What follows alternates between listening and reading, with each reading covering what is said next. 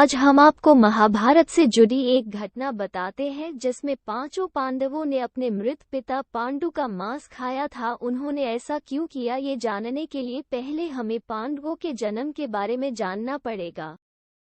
पांडु के 5 पुत्र युधिष्ठिर, भीम, अर्जुन, नकुल और सहदेव थे।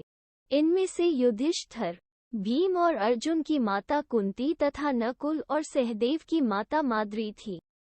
पांडु इन 5 पुत्रों के पिता तो थे, पर इनका जन्म पांडु के वीर्य तथा संभोग से नहीं हुआ था, क्योंकि पांडु को श्राप था कि जैसे ही वो संभोग करेगा उसकी मृत्यु हो जाएगी।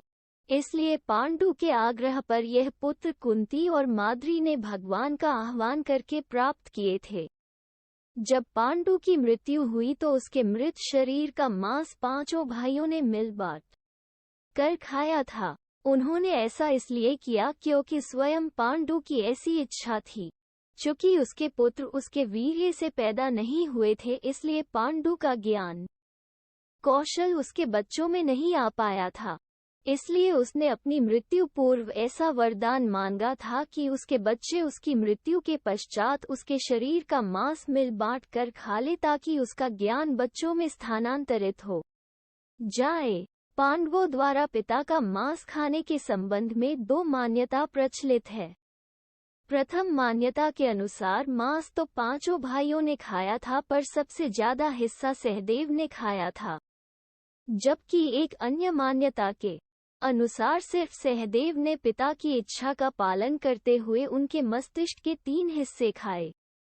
पहले टुकड़े को खाते ही सहदेव को इतिहास का ज्ञान हुआ, दूसरे टुकड़े को खाने पे वर्तमान का और तीसरे टुकड़े को खाते ही भविष्य का। यही कारण था कि सहदेव 5 भाइयों में सबसे अधिक ज्ञानी था और इससे उसे भविष्य में होने वाली घटनाओं को देखने की शक्ति मिल गई थी।